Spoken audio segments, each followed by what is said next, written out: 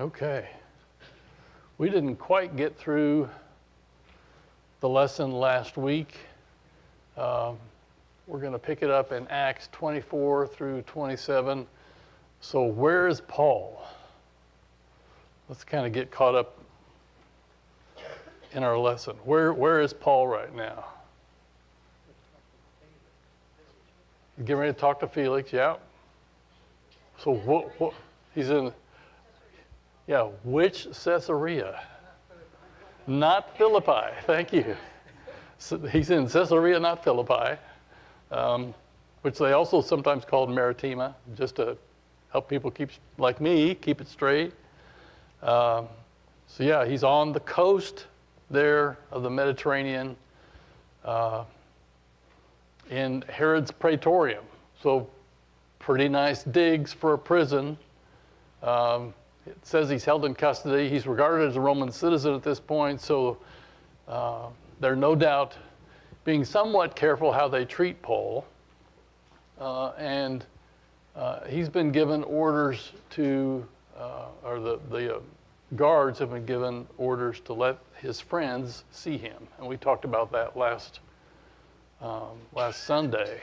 Looked in Acts 18 at some of the people that lived in Caesarea that may have gone by to see Paul. There's no record of it, but if you want to find out who lived in Caesarea that Paul knew, these are some folks in Acts 18. Okay, so let's pick it up in Acts chapter 24. I'm going to read 24 through 27. After some days, Felix came with his wife Drusilla, who was Jewish, and he sent for Paul and heard him speak about faith in Christ Jesus. And as he reasoned about righteousness and self-control in the coming judgment, Felix was alarmed and said, "Go away for the present. When I get an opportunity, I will summon you." At the same time, he hoped that money would be given him by Paul. So he sent for him often and conversed with him. When 2 years had elapsed, Felix was succeeded by Porcius Festus, and desiring to do the Jews a favor, Felix left Paul in prison.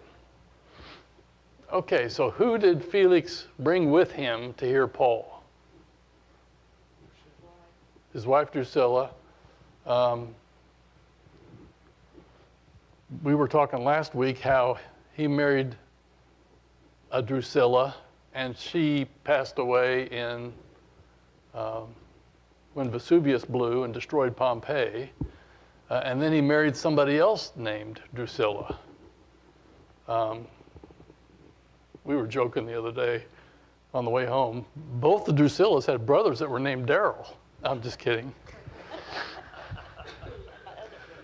It's my other brother, Daryl. Some of you may remember that reference. Maybe he had a memory problem. Maybe he just couldn't remember, so he just had to make sure that he married somebody named Drusilla. I don't know, but he married, this is apparently Drusilla II here that he is with, and she comes to hear Paul with Felix. So from verse 24, what did Felix want to hear from Paul?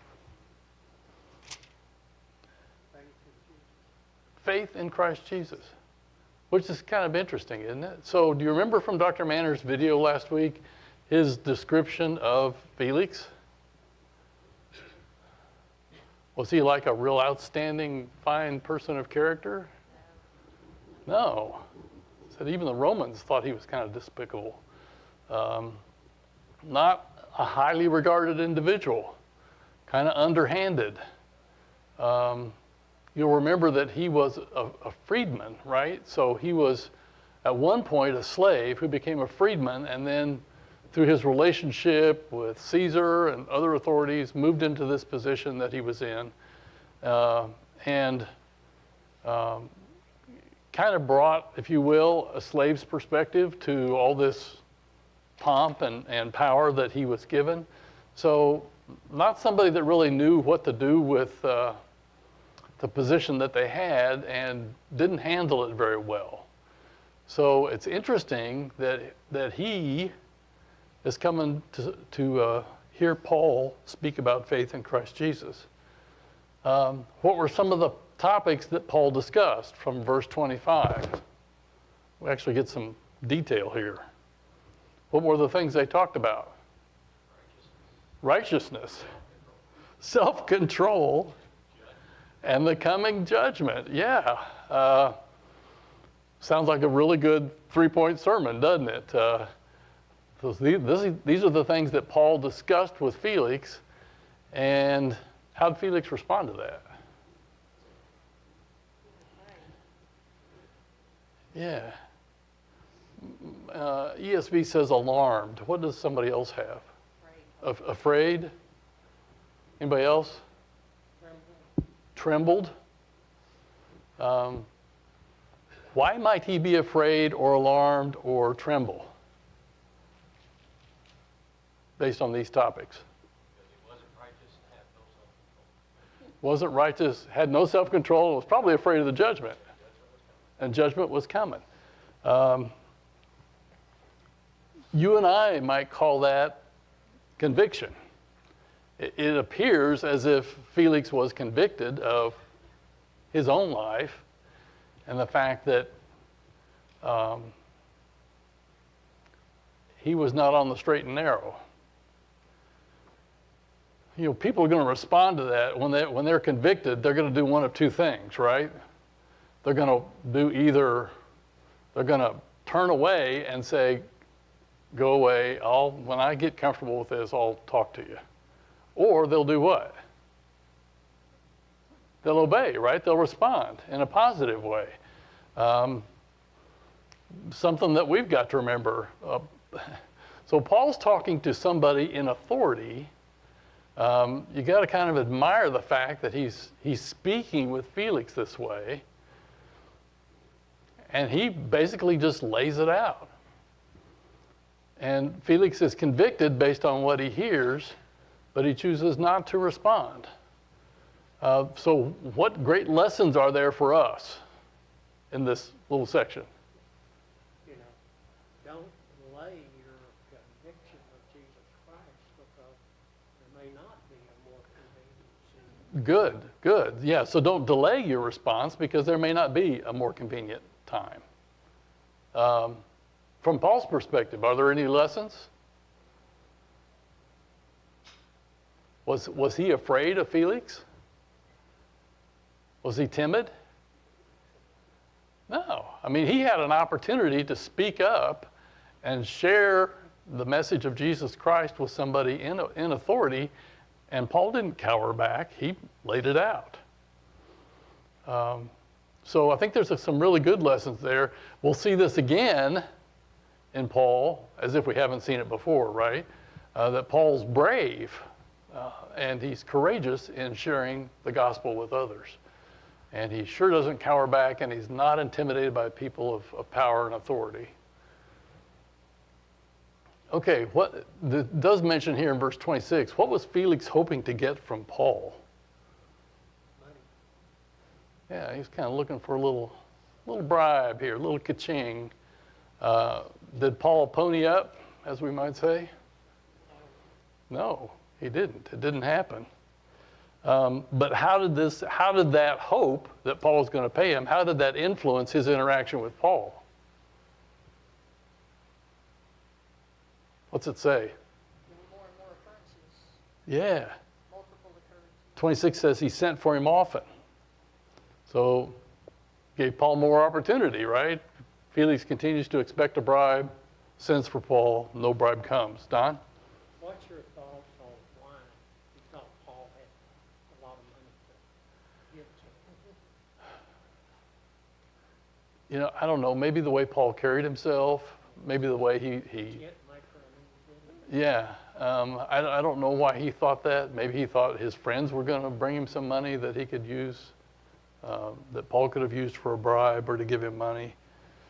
It may have been kind of just a standard way that Felix approached people based on his character. He just kind of expected bribes. So he continues to send for Paul, but apparently it doesn't happen at all. Okay. So how long does Paul continue in Herod's praetorium before Felix left office? Verse 27. 2 years. 2 years of hanging out. 2 years of being called to Festus.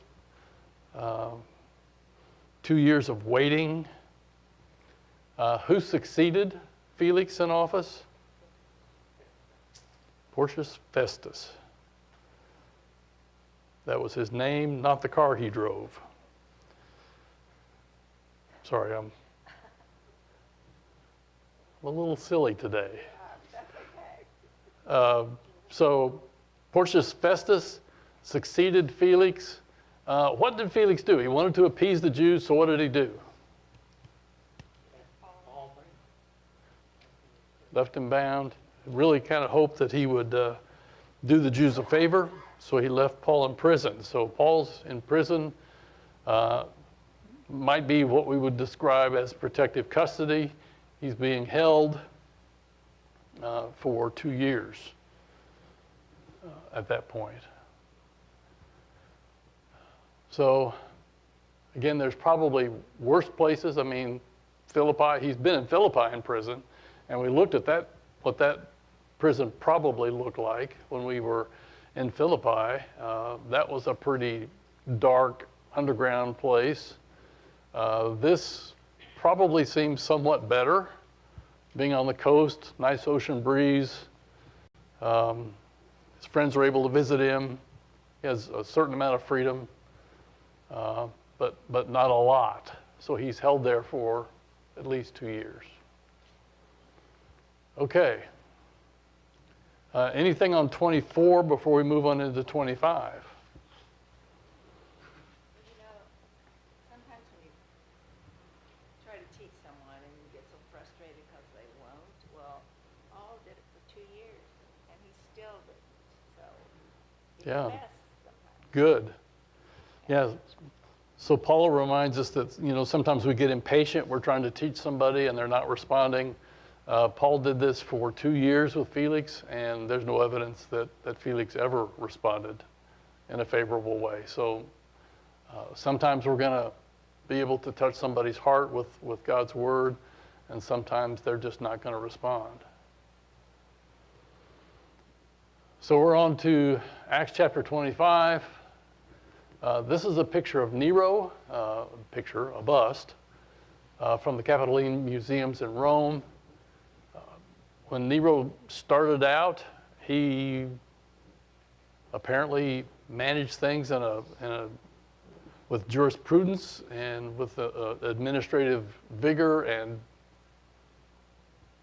was by all accounts a fairly good ruler, except after some period of time, I think it was after Seneca's death, who was an advisor to him, Nero takes kind of a dark turn, and a lot of what we learn about Nero was his darker years. This is, I think, he was around 20 when this bust was made. Didn't have cameras back then, but we sure had chisels.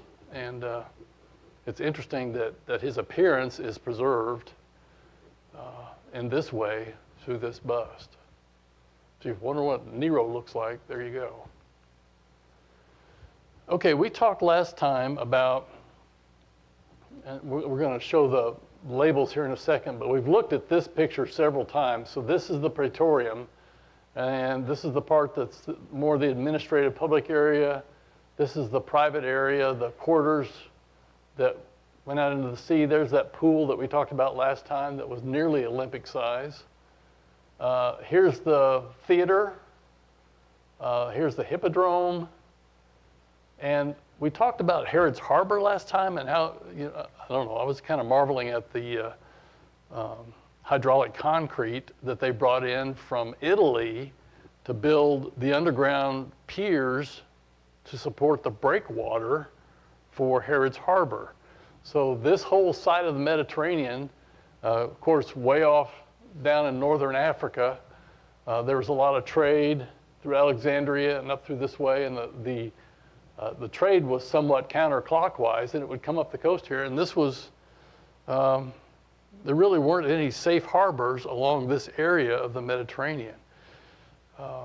Josephus records that even just a nice fresh wind would capsize boats, would create some huge waves. So it was kind of a dangerous area, and Herod built this breakwater. It was about, so it doesn't look like it here, but that's about 40 acres when it was all enclosed.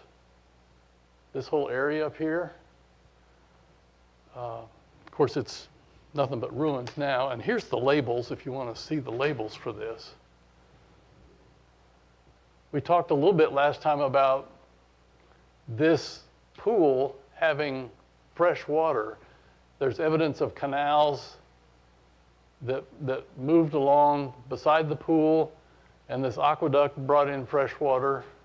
So there's speculation that this may have been a freshwater pool. That's a pretty good sized theater. I don't know how many it seats. Andy, have you been to this site? Yeah, that theater is still used today. Is it? Yeah. Several thousand. Now, 5,000. That, Still have concerts, plays. that would be amazing. Aaron Little did a promotion. Really? Stan's son? That's remarkable. Just a beautiful location. Okay, let's read the first 5 verses of Acts 25. Now 3 days after Festus had arrived in the province, he went up to Jerusalem from Caesarea. And the chief priests and the principal men of the Jews laid out their case against Paul. And they urged him, asking a favor against Paul, that he summon him to Jerusalem, because they were planning an ambush to kill him on the way. Festus replied that Paul was being kept at Caesarea and that he himself intended to go there shortly. So, said he, let the men of authority among you go down with me, and if there is anything wrong about the man, let them bring charges against him. Okay, so Festus kind of seems like a take charge kind of guy. How many days elapsed after Festus arrives in the province to relieve Felix of his duties? How long does it take before he heads up to Jerusalem? 3 days. Not really messing around.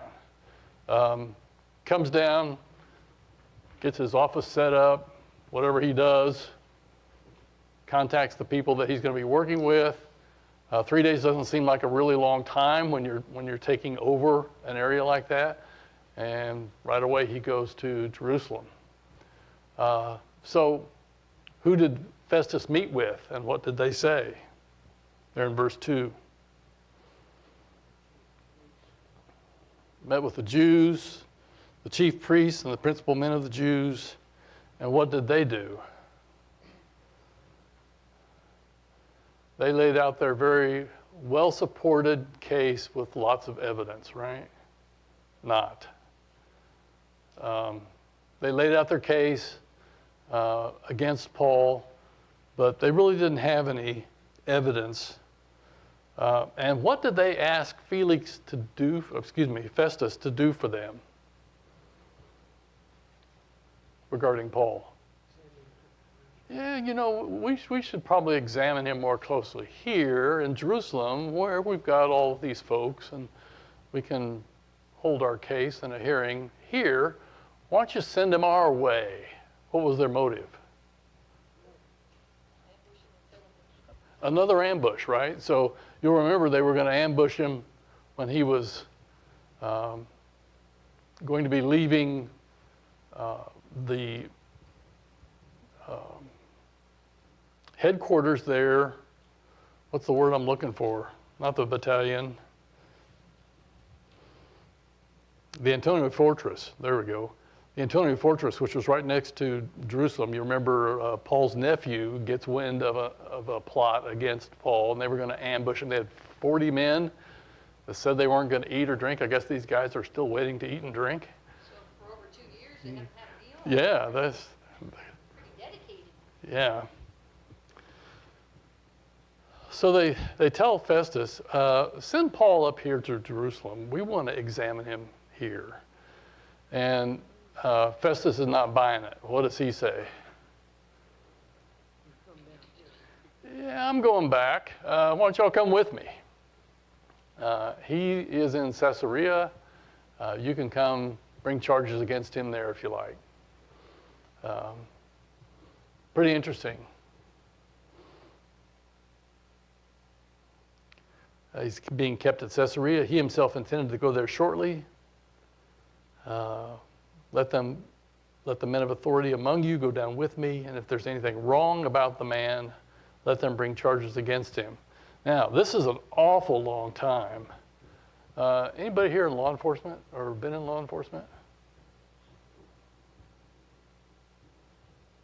Right there, Carl. So if somebody is arrested, how much time do you have to actually charge them with something before you have to release them? I think I know, but I'm not sure. Within 12 hours? So you can't just, in the United States today, you can't just arrest somebody, throw them in the clink, and say, well, we're going to sit around and think about those charges and we'll get back with you in a couple of years. Doesn't happen that way here. You have to bring charges or release them. That's not the case with Paul. So Festus is still saying, if there's anything wrong about the man, let them bring charges against him. So they still don't have charges against Paul. Anything definitive and clear for which they can bring evidence. Okay, so about 2 years he's been there. Okay, let's see. Let's pick it up in 6 through 12 and keep reading. After he stayed among them not more than 8 or 10 days, he went down to Caesarea. And the next day he took his seat on the tribunal and ordered Paul to be brought.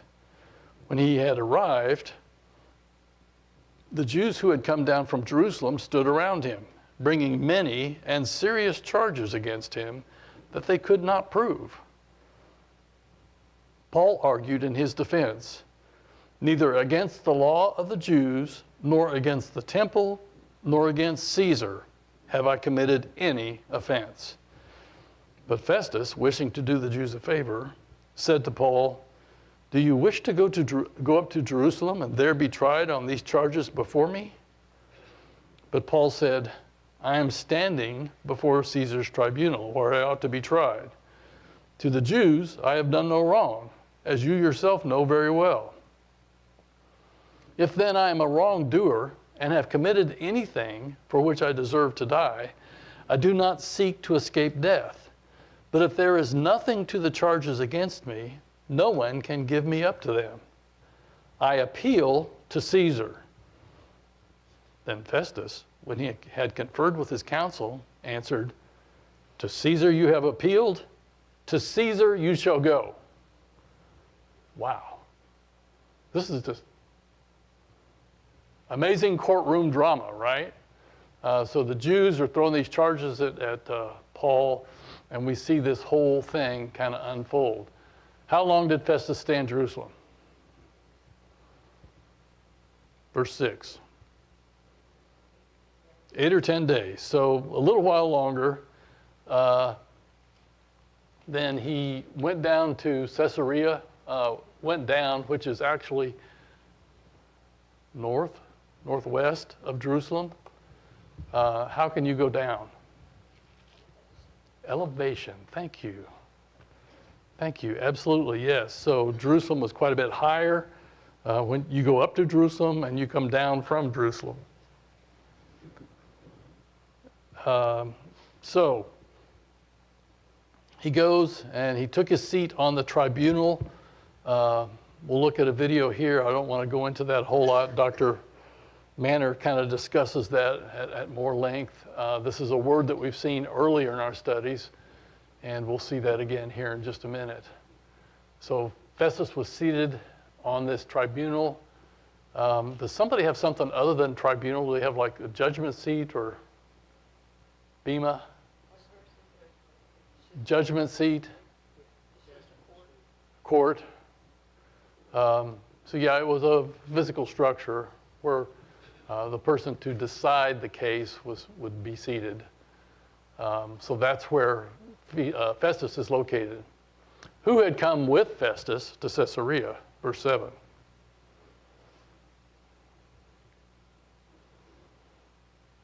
So some of the Jews, right? Jews tagged along, traveled with him back to Caesarea. What charges did the Jews bring against Paul from verse 7? Not too specific, but what does it say about the charges? Serious. There was many and serious. Probably those same ones they had charged him with earlier. Yeah. Disrupting the temple, violating the temple, all the, stirring up a crowd, causing riots, forcing his face into my foot, because they were beating him and tearing him up. But when the soldiers arrived outside the temple, we remember that whole episode, how they were just beating him. So yeah, they accused him of a lot of things that kind of actually hid their own guilt in a lot of ways. What did Paul say in his defense, and what bodies of law did he reference? What does he say? They're in 8 and 9. Verse 8, I guess.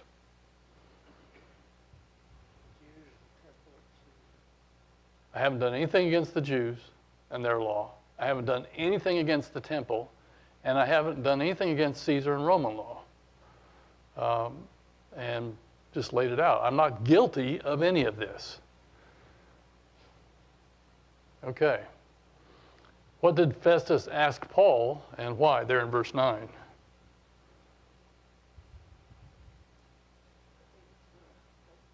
You want to go to Jerusalem? Why did he ask that question? Well, it actually, maybe so. Maybe so. I don't know. It didn't really say that. But what does it say? What's his reason? He wanted to do the Jews a favor. He wanted to kind of get some favor from them for letting him go to Jerusalem. Of course, we know probably what would have happened if he had traveled to Jerusalem. What was Paul's response to the question from Festus if he wanted to go to Jerusalem? What did he say in 10? No,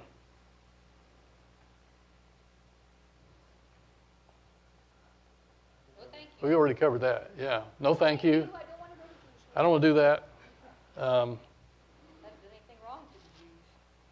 Yes, Why should I go back there? I'm where I belong. I'm in front of Caesar's tribunal. This is where I should be tried. I don't need to go back to the Jews.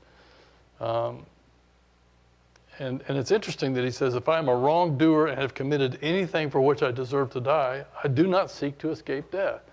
So he's saying, if I'm guilty, I should pay the price. But I'm not guilty. And they don't have any evidence. So to whom did Paul appeal?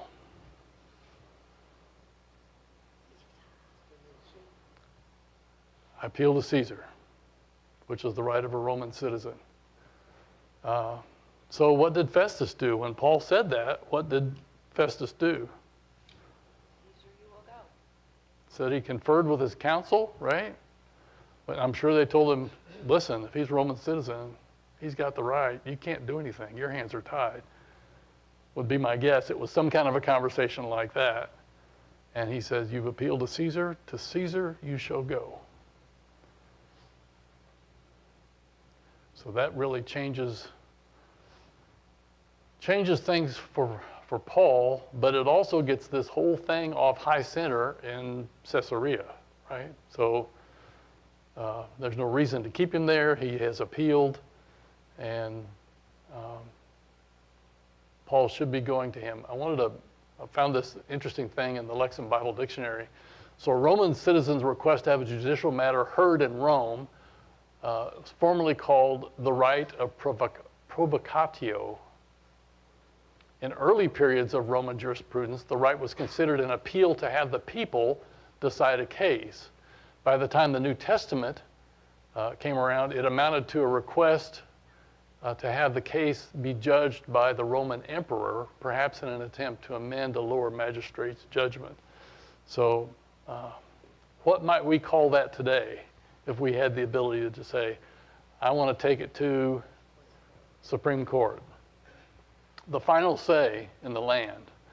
Caesar was the final say for a Roman citizen, and he appealed to Caesar. Okay, let's watch this video by Dr. Manner.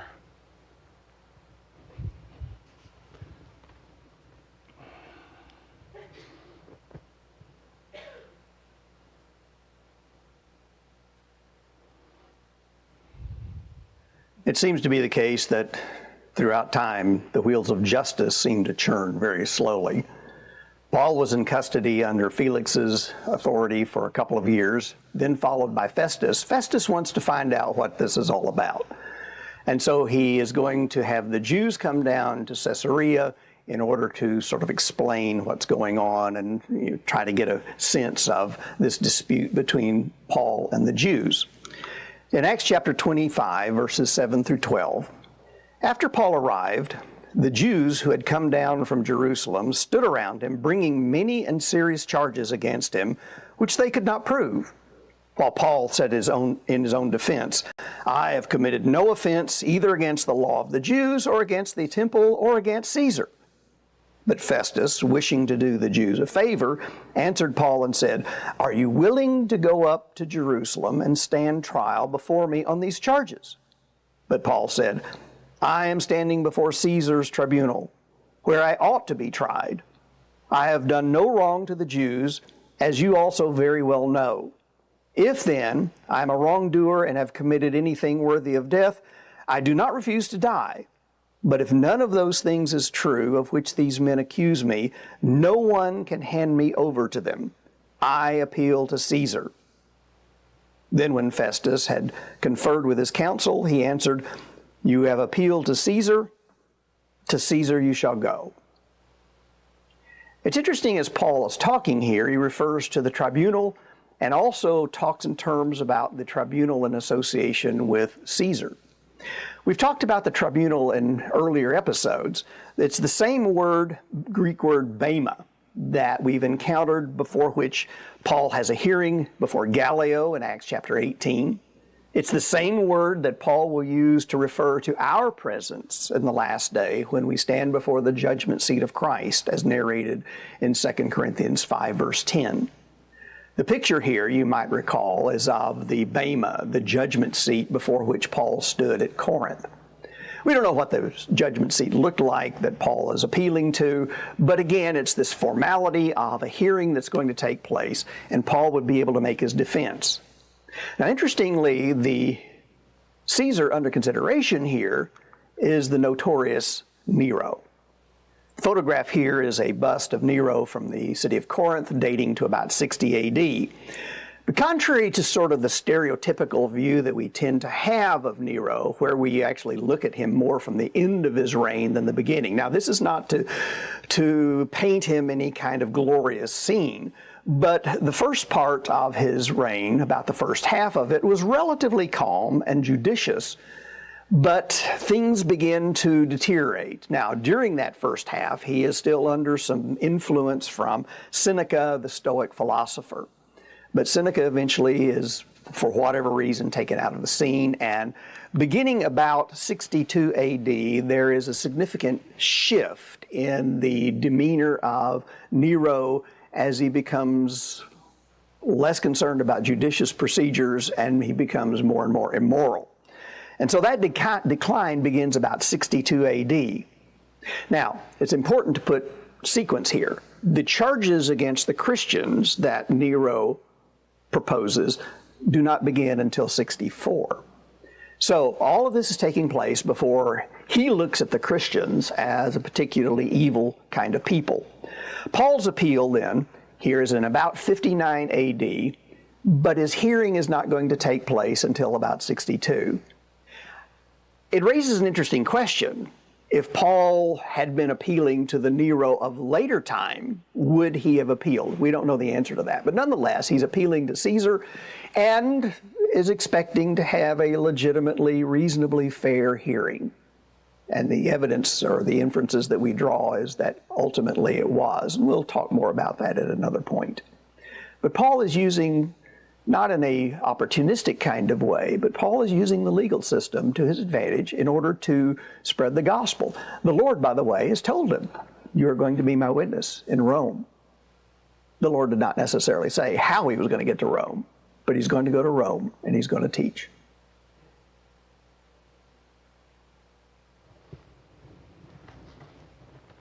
So interesting. So yeah, Paul is headed to Rome soon. And that's where we close out this section of chapter 25. He's appealed to Caesar. To Caesar he's going to go. How are we doing? We got about 5 minutes here.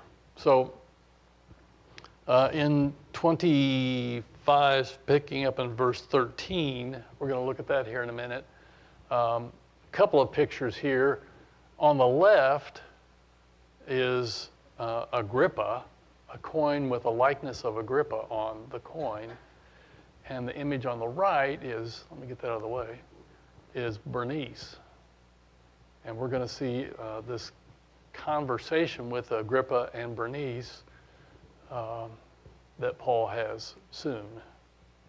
This is a picture of a painting that was done by Nikolai Bodorevsky about 1875, and it's a conceptual picture, right? They didn't have cameras back then. We don't have any evidence this was painted hundreds of years after the incident.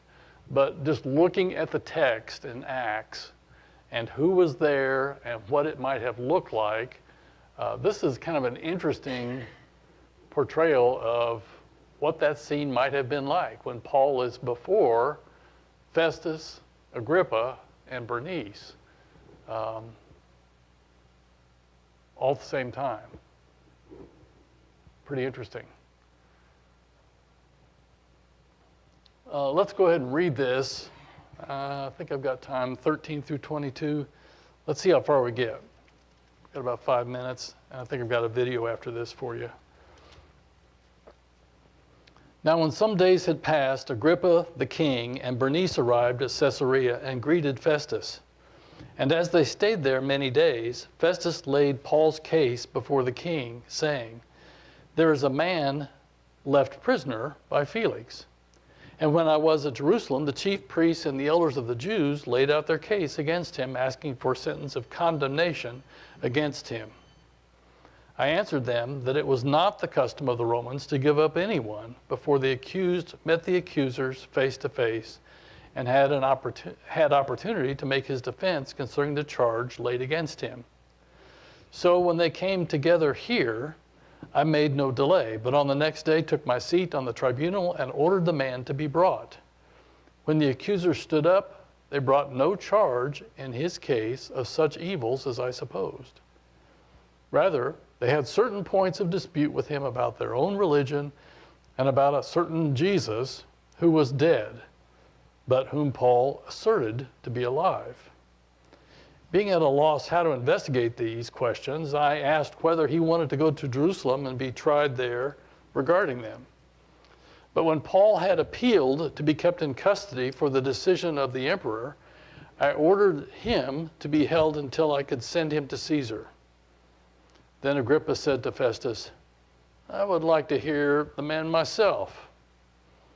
Tomorrow, said he, you will hear him. Wow, so it starts, right? So Festus kind of briefs Agrippa and Bernice as they arrive and says, here's the situation, here's what I've done so far, and here's where I have left it.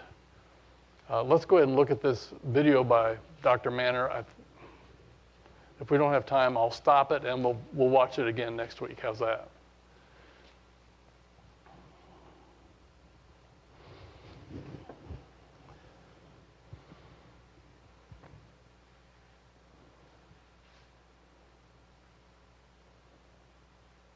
As Festus is trying to figure out what's going on, he realizes the imprudence of sending Paul to Caesar without any really legitimate charges. And he can't really quite make sense of all of this, but Agrippa is going to come visit. And so he seizes the opportunity to use Agrippa's insight into Jewish practices to try to get a handle on what's going on. In Acts 25, verse 13, when several days had elapsed, King Agrippa and Bernice arrived at Caesarea and paid their respects to Festus. The Herod family tree is messy. Okay, if you've ever looked at a family tree of the family of Herod the Great, it's just awful. But an abbreviated Herodian family tree can perhaps give us some perspective as to the relationships of these various individuals. Herod the Great had a number of children, but we're going to only focus in this case upon one of them, Aristobulus. Aristobulus has two sons, one of whom is Herod, who becomes king of Chalcis, and the other is Herod Agrippa I. Herod Agrippa I, focusing upon the narration that we're looking at, has three children who play into the narrative in this connection with Paul. One is Agrippa II, the second is a daughter, Bernice, and the third child is Drusilla, who was Felix's wife. And again, this whole thing becomes rather messy, and we're not going to go into the details. Herod Agrippa was king whenever the fall of Jerusalem occurred. And he issued a coin in 74-75 AD that depicted Titus on the front and Nike victory on the back. And the sad part about this is that this coin is issued after Jerusalem is destroyed. Herod Agrippa has affinities. I mean, he understands the Jews to a large extent, but he's aligned with the Romans. I don't know how much of that is affection or if it's just sort of survival in a political scene. But nonetheless, you can see that there's a problem that arises. But another interesting thing that has been found, I don't know the date of this discovery, but in the modern town of Beirut, in the National Museum, there's an inscription that has been found, and it talks about Bernice and Agrippa. And this is a photograph of that inscription, courtesy of the Beirut National Museum. And the full inscription, this is only a part of it, the full inscription reads, "The great King Agrippa, Philo Caesar," which is basically a lover of Caesar, "and Queen Bernice, children of the great King Agrippa, restored in the colonia of Julia Augusta Felix Berytus from their own money this bathhouse," not sure if that's necessarily what the structure is, "which their ancestor King Herod had built and which had fallen to ruins, and re-erected the marble statues and..." So I'll pause it right there. We're not going to get all the way through this video. It's about 6.5, 7 minutes long. We'll pick it up here next week. And he did have kind of a messed up, Herod did have a messed up family tree, didn't he? If you go online and look at his family tree, Herods were a pretty rough bunch. Thank you all for your comments, and we'll pick it up here next week.